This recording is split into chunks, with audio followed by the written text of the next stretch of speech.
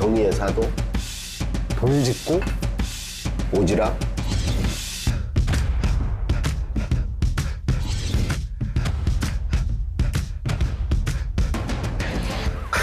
오셨어요?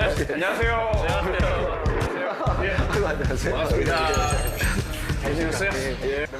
안녕하세요. 잘 지냈습니까? 예. 네. 아유, 네. 아유, 안녕하세요. 앉으세요. 정말 여기 한번 뵙고 싶어요. 아, 네. 나 명함 없는데? 따질 것도 있고. 하나 만들어야 될 것 같아.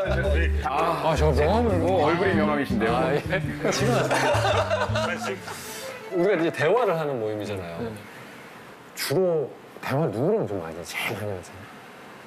사실 제가 친구가 없어졌어요. 그러니까 없어졌다고 말씀드릴 수밖에 없는 게 제가 정말 친구를 좋아했거든요. 친구라 그러면 정말 뭐 부모님한테 막 두드려 맞아가면서 가서 만나고 같이 밤도 새고 뭐 일탈행위도 하고 이렇게 이제 학창생활 시절 뭐 청년 시기까지 보냈는데 경찰관이 되면서부터 친구와의 그 만남 자체가 좀 힘들어졌고요. 업무상. 두 번째로는 특히 뭐 음주운전하다 단속에 걸렸다든지 이럴 때 연락 오면 아 저는 이 원칙을 지켜야 되기 때문에 그 친구들한테 절대 난 개입할 수 없다 미안하다 뭐 이렇게 되다 보니까 아예 내 친구나 친척들하고의 관계 자체가 끊어지더라고요. 친척도? 네. 그런 부탁을 받으셔가지고. 그래서 친척들도 야단 많이 치시고 좀 싫은 소리를 많이 하셨어요. 뭐 내 가지 없다. 너무 이제 매몰차게 아예 그 얘기조차 못하게 아예 끊어버리니까. 네, 그래서 어쩌다 보니 다 떠나가셨구나. 언제부턴가 친구가 전혀 없고요. 그래서 그냥 가족하고만 얘기해요. 그리고 우리 가족들이 되게 괴로워하죠, 저 때문에. 너무 궁금한 게 막 국정원 사건 네. 했을 때 그때 막 강하게 막 경찰에서 비판해가지고 쫓겨나시고 막 그런 상황이었잖아요. 제가 나왔어요. 쫓겨난 게 아니죠. 쫓겨난 거 아니었어요? 제가 그만두고 나온 겁니다. 밖에서 봤을 때 쫓기는 것 같은 느낌이 국정원 여직원 댓글 사건. 경찰 수사는 아직까지도 뚜렷한 진전이 없습니다. 제가 앞서 말씀드린 것처럼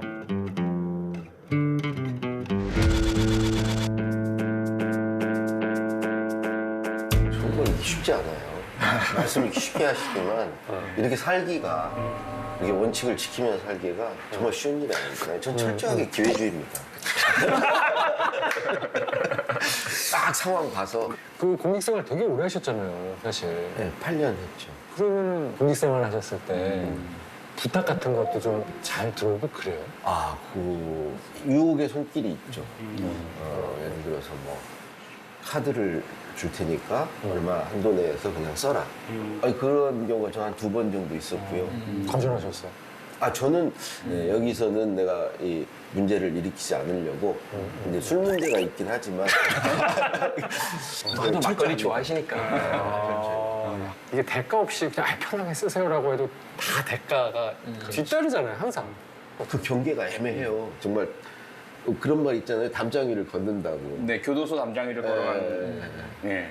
그게 무슨 말이에요? 교도소 담장이를 걸어간다고. 일이 떨어지면 교도소 뭐 일이 이게 떨어지면 이제 아, 공직이라는 그런 비유예요? 네, 공직이라는 직업이 교도소 담장이를 걸어가는 직업이라서 너무 힘들고 어렵고 때로는 어떤 분은 자기는 잘못 안 했는데 바람이 불면은 그렇죠? 자기는 똑바로 걸었는데 바람이 불어서 교도소 안으로 떨어진 사람들도 있잖아요.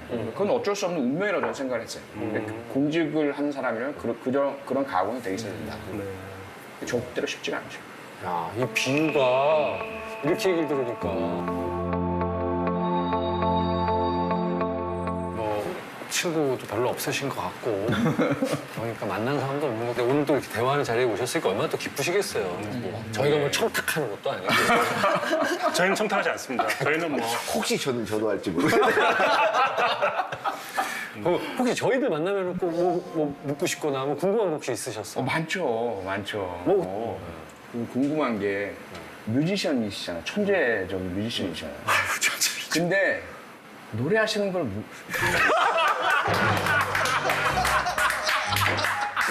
나도 궁금했어요. 보고 싶은데 뭔가 이게 이걸 궁금하다기보다 정보가 좀 부족하신 것 같은데. 그런가요? 제가 본 적이 있거든요. 아, 나 용인 부모한테 전화해야겠다. 제가 할 수 있는 곡을 쓰기도 해요.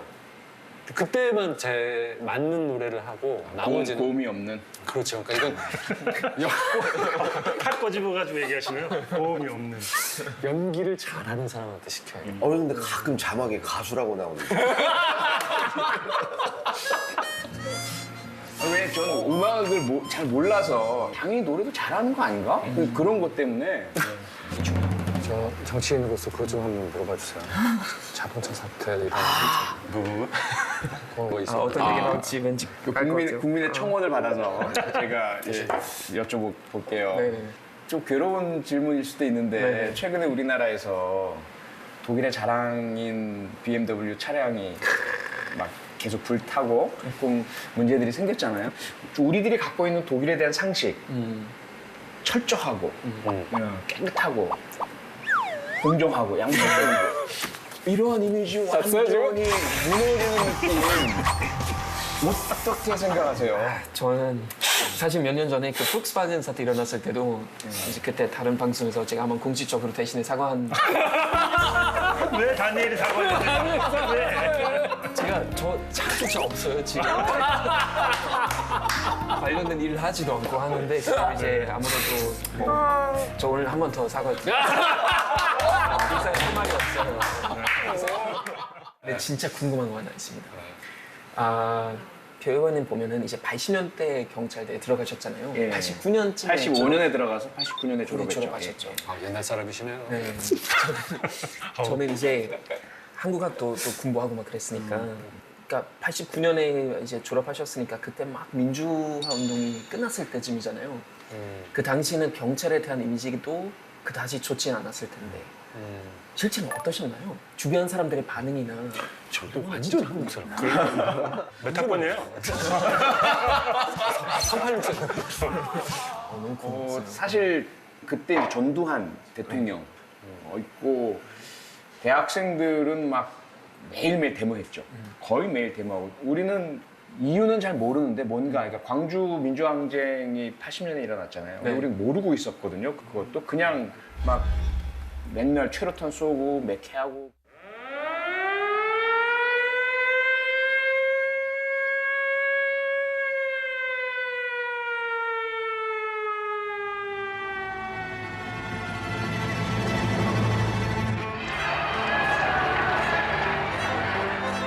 많은 불순 세력이 우리 한국에 숨어 있기 때문에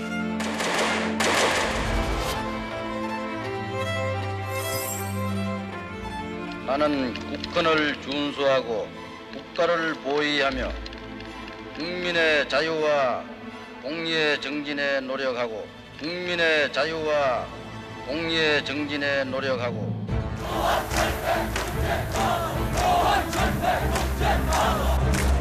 학생 신분으로서는 도저히 용납될 수 없는 일이라고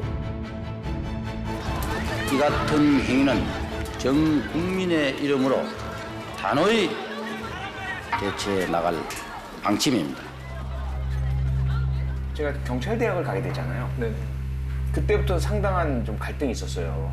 주변에서 다 말리는 거죠. 시선이 그렇게 좋지는 않았죠. 안 좋았죠. 안 좋고 1987년 1월 달에 박종철 군이 고문당해서 사망하고 그다음에 이제 6월에 이한열 학형하고가 이제 사망하고 경찰 최루탄 맞아서 그 시기죠. 그 시기에 그리고 나서 이제 6월 항쟁 발발하고 그때는 막 우리 모두가 죄를 짓고 있다는 느낌 들었어요. 죄인이라는 느낌. 경찰 대학생. 경찰 대학생이라는 것만으로 죄인이라는 느낌이 있었는데 피부로 확 느낀 적 있으세요 혹시? 확 느꼈을 때가 연세대 학교 앞에서 친구가 저를 만나자 그래서 경찰대학 제복을 입고 갔어요. 거기 연세대 앞을. 예. 딱 그 앞에 있는 다방에 앉아서 친구를 기다리는데 막 스크럼 짜고 소리 지르는 일단의 학생들이 막 이렇게 순례를 하는 것 같아요. 근데 제가 있었던 다방도 들어와서 막 있었는데 그 중에 한 친구가 딱 저를 봤는데 저도 그 친구를 알아보겠더라고요. 고등학교 때 동창이에요. 근데 그 친구가 저를 딱 보더니 저는 반가워서 이렇게 미소를 지으려고 하는데 짭싸다! 그러고 그랬더니 이 친구들이 순식간에 달려와서 저를 때리고 발로 밟고 뭐 이런 아주 심각한 부상은 없었는데 마음이 더 아팠죠. 같은 또래, 같은 친구들인데 저 친구들은 나를 적으로 알고 나를 그냥 타도의 대상으로 여기고 있고 상당히 좀 슬프더라고요. 슬프고 아프고 그때 가장 그 대표적으로 상징적으로 좀 겪었던 일이죠. 저는 1987이라는 영화 네. 보다가 최근에. 이제 그 연대 앞에 그 장면이 이제 일어났잖아요. 근데 백양로 이렇게 나와서 네, 요즘은 그 영화를 보고 나서 거의 연대 정문 앞에 지나가면은 느낌이 너무 묘해요. 영화 보고 난 이후에 네, 왜냐면은 저는 그 학교 막 2년 반 정도 다니면서 거기 맨날 저녁에 수업 끝나고 친구들하고 같이 신촌 들어가서 술 먹고 놀고 정말 너무 아름다운 추억들 만났는데 이제 막상 거의 무려 30년 전에 사람들 거의 술을 다 맞고 싸우고 막 그렇게 오래전 얘기도 아니에요. 30년 전이에요. 30년 전에. 얼마 안 된 거예요.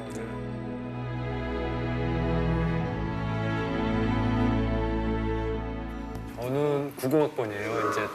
이제 89학번이시고 90학번인데 그때 제가 이제 신림동 거기 당구장에서 알바하고 있었거든요. 그때 볼 닦고 이렇게 음료수 갖다 주고 이런 알바를 거기 고시원 쪽에서 그때 음악은 안 하시고 그때 연대생이었는데 네. 근데 학교를 거의 안 나갔어요. 그 고시원에서 자취하고 있을 때였는데 특히 91년도에 시위가 많았던 것 같아요. 제 기억에. 그때 기억에 강경대 사건도 있었고 분신 정국이 91년도에 계속 일어나고 그랬는데 맨날 신림동 앞에 최루탄인 거예요. 학교는 계속 수업을 안 하고 휴관 상태고. 한 번 기억나는 거 중에 하나가 또 막 시위대가 밀려가면 또 막 터지고 하는데 제가 그때 알바를 하러 가고 있는 도중이었어요. 근데 이렇게 왜 밀려가지고 같이 이렇게 하는데 사람들은 막 기가 막히게 도망가는데 저는 막 눈코 입을 못 떠 잡힌 거예요. 막 끌고 왔는데 되게 비겁하게 제가 같은 학교 학생인데 그러면서 저 알바예요. 볼 닦아요. 어디서? 저희 당구장에서. 근데 저는 정말 이해가 가는 게 저도 비슷한 상황이었어요. 정반대인데. 너무 창피해. 네. 저는 유사한 상황이 어떤 상황이었냐면 제가 경찰대학 졸업하고 처음 맡은 임무가 시위 진압이었으니까 어디서 근무하셨어요? 졸업하시고서는? 처음엔 제가 제주도를 신청을 했어요. 시위가 없는 곳이라고 생각을 해서 서울에서 뭐 제일 먼 곳이니까. 제일 먼 곳으로. 네. 그래서 저는 아름다운 제주 바닷가에서 막 이런 꿈을 꿨었는데 웬걸? 제가 졸업하고 부임을 하자마자 서울 지원근무 순번이었던 거예요. 그때 딱 90년인데 저는 그 한신대 주변 주로 시위 진압을 주로 그쪽으로 나갔었어요. 네.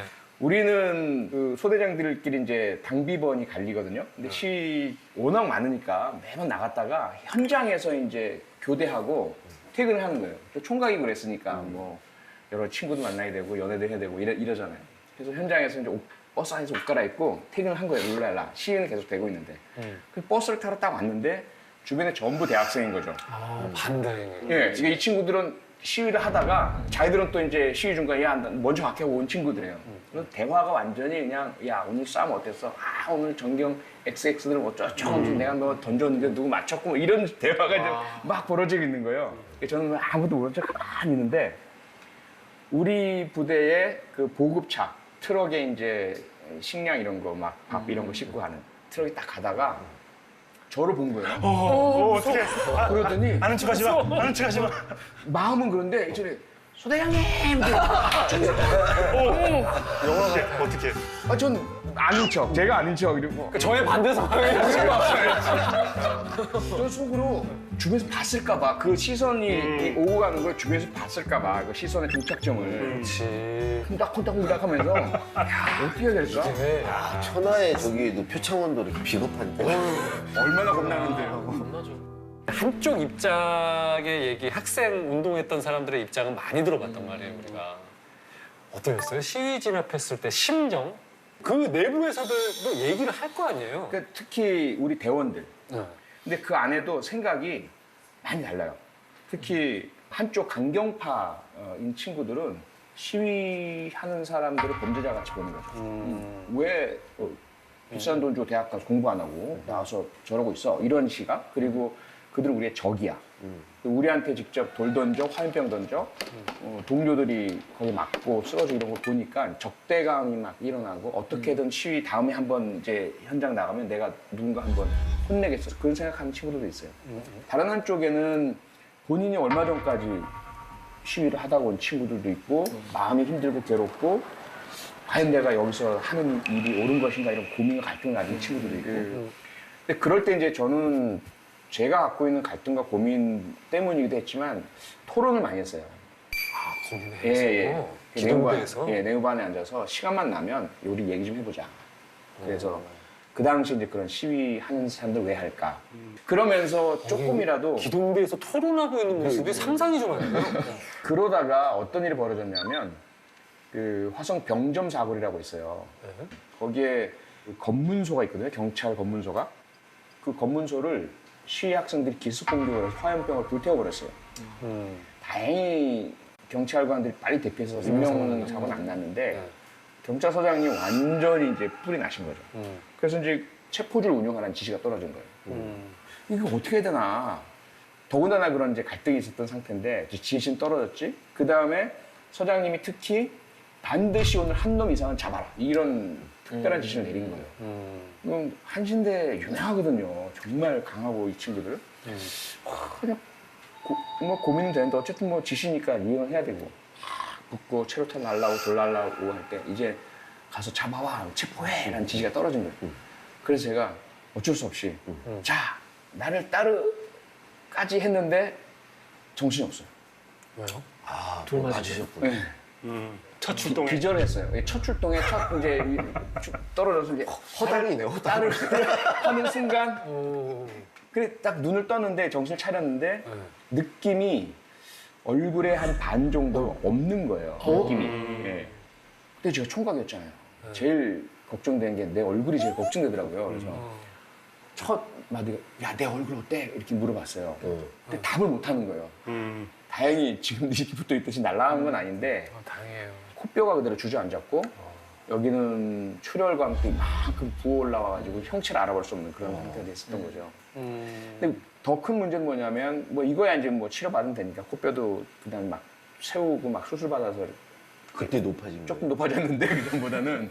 근데 문제는 그렇게 입원하고 있을 때 부대에서 이제 그 간부 한 분이 오셔가지고 저한테 우리 소대원들이 복주를 준비하고 있다.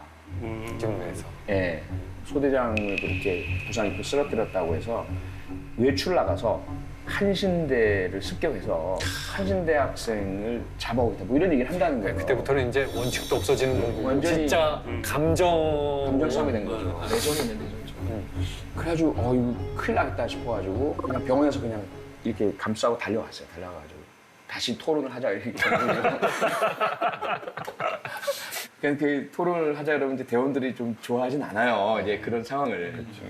딱 이 얘기를 하면서 골자는 뭐냐면 우리는 떳떳하다. 우리가 해야 할 일. 네. 법과 질서를 유지하고 우리의 임무를 지키는 거니까 이런 갈등 느끼지 말고 당당하게 해라. 다만 저 사람들도 자신들의 일을 한다는 생각을 하자. 저 사람들은 저 사람들의 나름대로 우리나라를 위해서, 국민을 위해서, 민주주의를 위해서 서로 방식과 입장이 다를 뿐이다. 그런데 하다 보면 이제 우리가 저들에게 부상을 입힐 수도 있고 저들이 우리를 부상을 입힐 수도 있고 그렇다고 해서 그들을 적으로 삼거나 보복하거나 하는 것은 절대로 우리가 해서는 안 된다. 우리가 할 수 있는 것을 너무 적은 아니야. 예. 근데 이제 그 공직 생활을 또 두 정부 동안 하셨으니까 그때도 사실 시위가 있었어요. 그때 제 기억으로 이제 노무현 대통령 때 농민 시위가 FTA 반대. 예.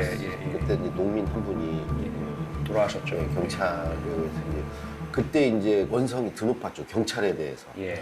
그래서 이제 그때 노무현 대통령이 그러니까 뭐 그런 거였죠. 어떻게 노무현 대통령이 왔는데 어떻게 우리들한테 이럴 수 있느냐? 맞아요. 경찰이 어떻게 공권력을 앞세워서 맞아요. 우리한테 이럴 수 있느냐? 사과 전두환 담화, 때랑 똑같지 않냐. 사과 담화를 이제 하시겠다고 그래서 초안을 이제 일방적으로 경찰 잘못된 걸 이제 사과하고 이제 이런 쪽으로 써서 갖다. 사회 분위기가 그런 쪽으로 갔었거든요. 그랬죠. 예. 그러니까 당연히 그래야 되는 줄 알았어요. 저는. 근데 대통령께서 보시더니 그거 저 표현님하고 비슷한 말씀이에요. 그 경찰과 농민은 이 공존의 상대지 서로 배제와 타도의 대상이 아니라는 거예요.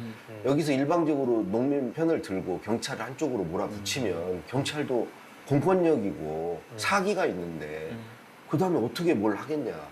그러니까 한 70%는 경찰 잘못을 꾸짖대 30%는 경찰도 고생하고 있고 특히 전경들 그 어머니들 있고 그런데 얼마나 어머니 걱정이 많겠냐. 그 얘기를 늘하는 거예요. 노무현 대통령이 농민 시위 사망 사건은 참으로 유감스러운 일이라며 국민과 유가족들에게 사죄해야 한다고 밝혔습니다. 이 사과에 대해서는 시위대가 일상적으로 휘두르는 폭력 앞에서 위험을 감수하면서 힘들게 직무를 수행하는 경찰의 사기와 안전을 걱정하는 분들의 불만과 우려가 있을 수 있을 것입니다. 특히 자식을 전경으로 보내놓고 있는 부모님들 중에 그런 분이 많을 것입니다.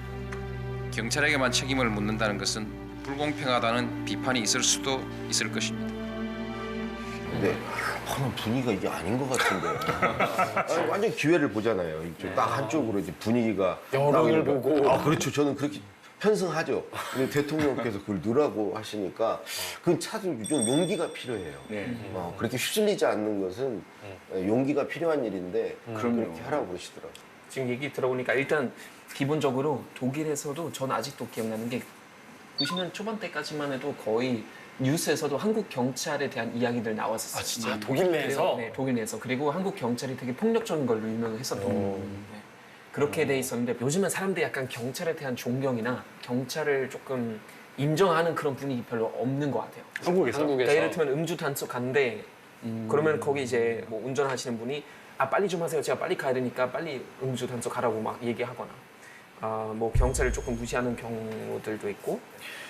우리나라에서 특히 이제 경찰에 대한 인식이 사실 좋지만은 않은 것 같아요. 그러니까 예전부터 오랫동안 시민이랑 대립했었던 그런 기억들을 다들 가지고 있기 때문에 이미지가 그게 처음 출발이 그 친일. 그러니까 독일 같은 경우는 유럽은 프랑스도 그렇지만 2차 대전 때 나치 부역한 자들을 용서를 안 했잖아요. 다 그들이 어떤 전문성을 갖고 있다 하더라도 전부 다 찾아내고 처벌하고 응징하고 배제하고 했지만 우리는 해방 이후에 바로 이념 대결로 들어가면서 미군정에서 우리 사회를 이제 통제해야 될 필요가 있다 보니까 기술, 경험 이걸 더 중시한 거죠. 그 노독술이라고 아주 악명 높았던 독립운동가들 고문하고 막 했던 그 경찰을 또 채용을 해서 이제 빨갱이 잡아라 이렇게 된 거죠.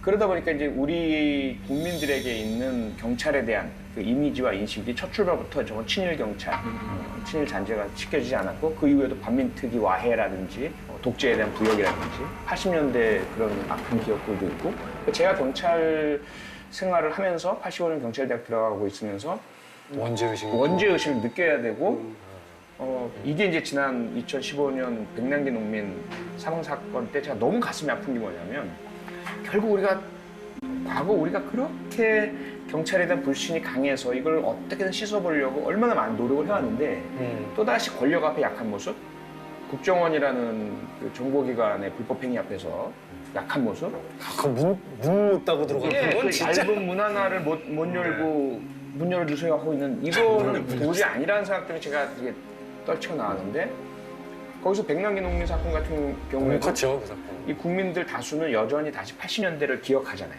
또 그러는구나. 지금까지 그렇게 이어져 내려오고 있어요. 경찰을 다루는 미디어의 태도도 좀 바뀔 필요가 있는 것 같아요. 경찰이 약간 클리셰가 된 것 같아요. 약간 부패의 상징 이런 느낌처럼. 그래서 저는 최근에 그 노희경 작가 드라마 중에 라이브라는 그 드라마 보면서 아 실제 경찰은 저렇게 일을 하는구나. 총기 사용에 대해서 저렇게 고민을 하고 있구나. 막 맨날 경찰차에 토한 사람들 그거 씻어야 되고 경범죄도 많고 그런 것들을 보면서 그러니까 미디어가 그런 걸 좀 더 많이 다뤄야 된다고 국민이 생각이 들어요. 가장 의지할 때는 경찰하고 소방관이고 맞아요. 예, 뭐 인권 문제, 비리 문제 이게 사실 경찰에 계속 큰 문제였는데 저는 뭐 요즘에 뭐 비리도 많이 이제는 옛날에 뭐 교통경찰 얼마나 돈 받고 뭐 그런 게 다 없어지고 인권도 이제 진짜 많이 없어졌어요. 예전에 비하면. 옛날에 제가 초반에 경찰관 생활할 때 어떤 얘기가 있었냐면 교통경찰 있잖아요. 네. 교통경찰이 그 교통사고를 당하면 이분이 정신을 잃으면서도 장화 벗기지 못하게 한다고. 장화하게 들었으니까. 예, 그 안에 현금이 막. 그 안에 뭐 많은 게. 저는 약간 그런 생각도 들어요. 그러니까 경찰이 결국은 우리 헌법을 시행하는, 우리 국민들이 원하는 그 법을 시행하는 기관이잖아요. 그러니까 경찰을 인정함으로써 사실 국민의 힘을 인정하는 거잖아요. 주변에 보면은 경찰 공권력에 대해서 강화하는 거에 대해서 반대하는 사람들이 그렇게 많지는 않아요. 많지 않아요? 많지 않아요? 왜냐면 피부로 바로 직결되는 거기 때문에 누가 옆에서 도난당하거나 폭행당하거나 뭐 살인 사건 그런 거 날 때마다 굉장히 강경한 태도를 보이는데 사람들이 왜 주춤하냐면은 제가 느끼기에 정치 경찰이라는 생각들이 너무 많다 보니 어떠한 정권을 대변한다라는 인식들이 너무 많잖아요. 그래서 약자에 대해서 강압적으로 오고 그것만 사라지고 나면은 치안 경찰의 차원으로만 보자면 그럼요.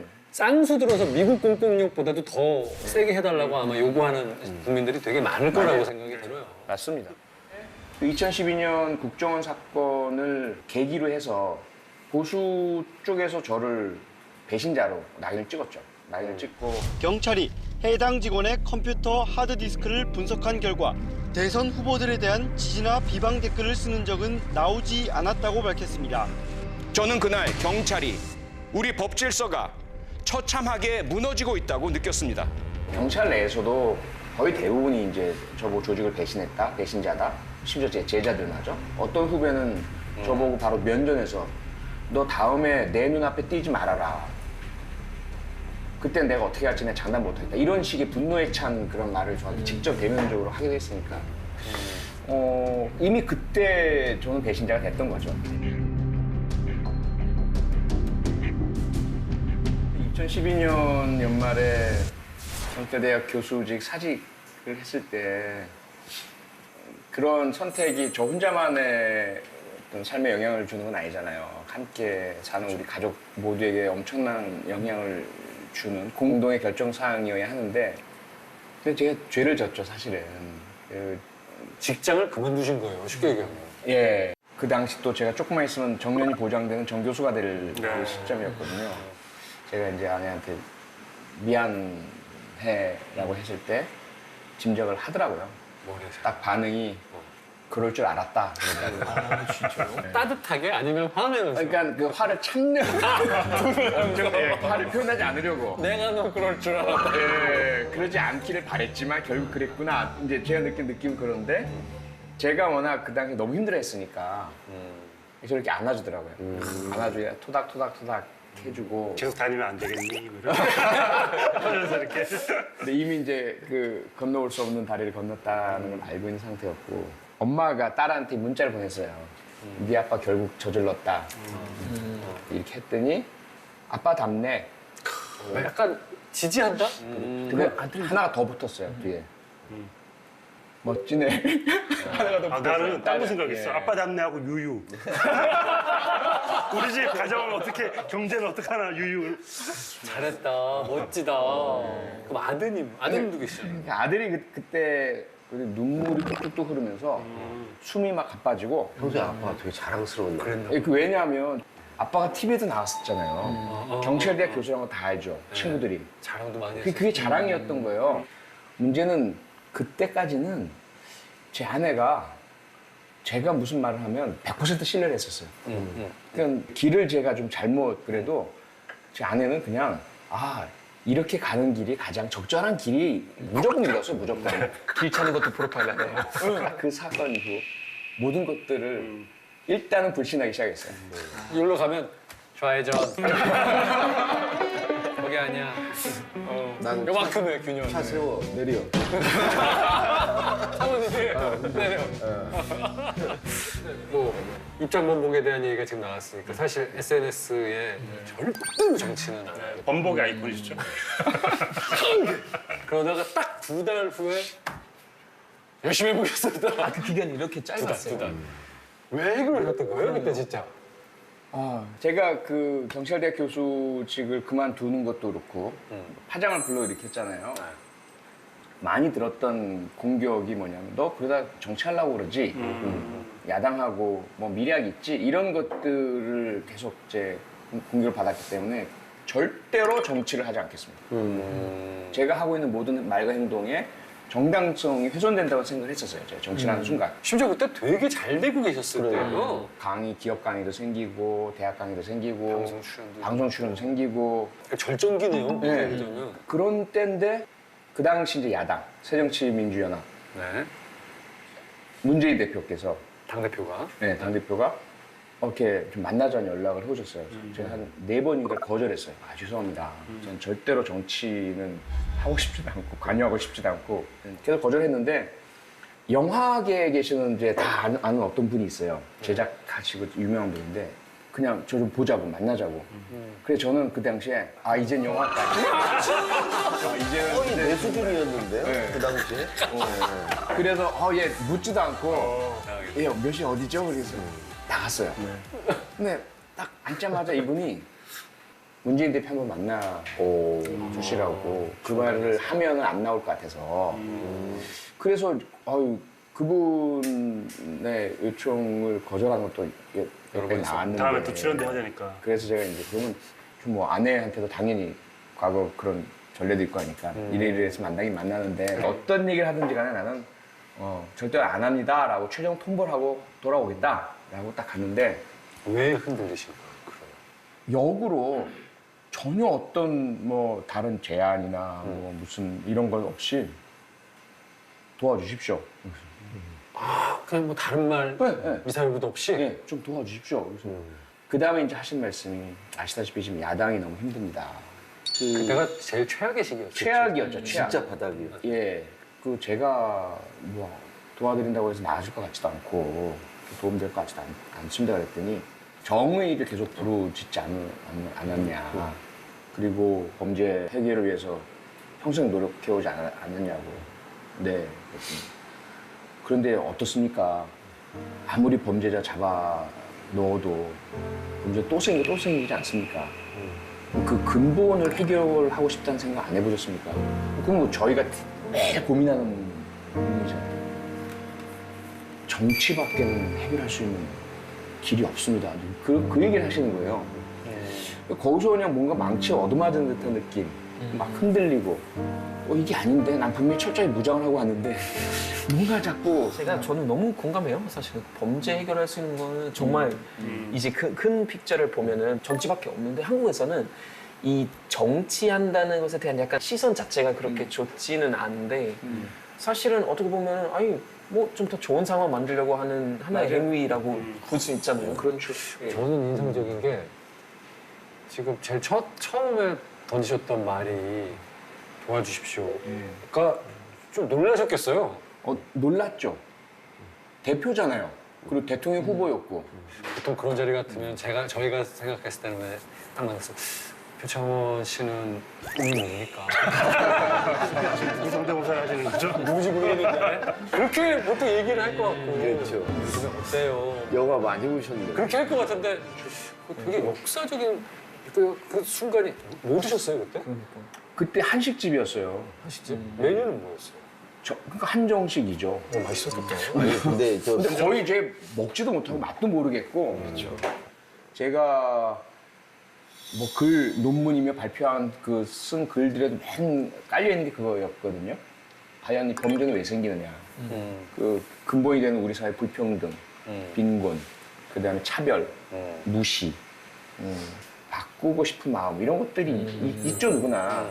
내가 정치를 할 수 있게 된다면, 정권이 교체될 수 있다면, 그러면 그때 못 풀었던 숙제, 그때 해결하지 못했던 사건, 구현하지 못한 정의, 그걸 구현할 수도 있겠구나. 네. 뒤통수를 딱 맞으시고서 그 자리에서 알겠습니다, 하겠습니다라고 얘기하셨어요? 아니죠. 조금 차갑게 제가 다시 연락드리겠습니다. 이러면 박차가 나왔어요. 문을 발로 차고 나왔어요. 아니요, 그냥 거기다 대고 발로 차고 나왔어요. 아니죠. 예. 근데 이제 그 문제는 집에 왔을 거 아니에요? 집에 왔어요. 사모님이 어떻게 됐어? 그랬을 거 아니에요? 그러지도 않더라고요. 그럼요. 딱 보더니 넘어갔고. 아시는 거야. 그 딸이 아빠 닮네. 그 아빠 닮네. 그러니까 저는 저 나름대로 이제 아니다라고 했지만 아내는 잘 이렇게 지켜보면서 아이고 저 인간 저거 아까 외로움에 대해서 잠깐 얘기를 했는데 제일 외로울 때 언제가 제일 외로우세요? 제일 외로울 때는 많이 이제 비난 많이 듣고 그러니까 일부가 아닌 상당수가 오해하거나 곡해하거나 뭐 비난하거나 이럴 때 내 속은 그게 아닌데 꼭 끄집어내 보여주고 싶지만 그럴 수 없는 상황. 거기다 그때 누군가 친구가 정말 있다면 만나서 야 친구야 뭐 이래 그러면 무조건 제 편 들어줄 테고 이럴 텐데 이제 그런 친구들도 이미 상당 기간 연락도 안 하고 이렇게 지내온 상태다 보니까 그럴 때 많이 외롭죠. 김 작가는 외로울 때 글 잘 써지지 않아요? 저 외로움을 거의 안 타고요. 그렇게 생겼어요. 저 혼자 있는 게 너무 좋아요. 혼자 있으면 시간이 제일 빨리 가요. 갑자기 영화 보다가 뭐 책 보다가 뭐 5시간이 금방 훌쩍 가버리는데 정말 지루한 사람이 앉아 있으면 그때 외로워. 내 앞에 앉아 있는 사람이 너무 지겨울 때. 둘이 있어도 외로워. 야, 그거 말 된다. 그럴 때 너무 내 앞에 있는 사람이 지겨울 때 외로워. 너무 외롭지 않아 그러면? 저는 이거랑 이제 같은 맥락인데 언제가 외롭냐면 가족들 다 있어요 집에. 근데 혼자서 저기서 자고 있고 뭐 밖에서 TV 소리 나는데 혼자 전화기로 가족 사진을 보면 좀 외롭게 느껴져요. 이게 뭐냐면 어머님 사진인데 어머님이 좀 많이 이제 좀 약간 편찮으시기도 하시거든요. 근데 어머님이 이제 환자복을 입으시고 부인을 이렇게 웃고 계신 사진을 최근에 찍었어요 제가. 근데 그걸 보고 있으면 이게 표현이 좀 그런데 막 인간의 근원적 외로움? 원래 본질적으로 인간은 혼자구나. 어머님도 혼자시구나. 저 밖에 있는 내 딸도 혼자구나. 아내도 혼자구나. 그런 생각에 이렇게 묘한 외로움에. 근데 가족이라는 건 내가 선택한 게 아니잖아요. 주어지는 거고 우연히 만난 거잖아. 그래서 근본적으로 사실 모르는 사람들이에요. 가족도. 그러니까 어느 순간 느껴지는 외로움 같은 것도 당연한 것 같아요. 근데 저는 의원님이 그렇게 집에서도 의지할 수 있으니까 저는 되게 그래도 좋은 일인 것 같고 정말 아무에게나 할 수 있는 사람이 있다는 건 되게 행복한 일인 것 같아요. 그게 누구든지 간에. 딱 한 사람만 있으면 돼. 딱 한 사람. 오늘 저희 이제 얘기를 이렇게 놀러 오셔가지고 했어요. 예. 되게 긴 시간 또 얘기를 했는데. 그러네요. 네. 안 피곤하세요? 그러니까 제가 그동안 너무 외롭게 살았고 친구들도 안 만나고 오랜 세월. 지금 집에 가기 싫으실 거 아니에요? 그렇다고 얘기하면 제가 어떻게 집에서 살 수 있겠습니까? 여기 다음 주에도 저희 또 이렇게 모이거든요. 정말요? 여기 저희들은 청탁도 없고 아무 이해관계가 없기 때문에. 근데 강 작가님은 청탁하실 것 같다고. 조금 이따 전화 드릴 거예요. 다음 주에도 한번 놀러 오세요. 저는 꼭 이 전문가로서 드리고 싶은 말이 있었는데 우리가 모난돌 막 나쁘게 얘기하잖아요. 모난돌, 모나썰 얘기할 때 사실은 둥근 돌만 있으면 견고한 벽에 흠집을 낼 수는 없거든요.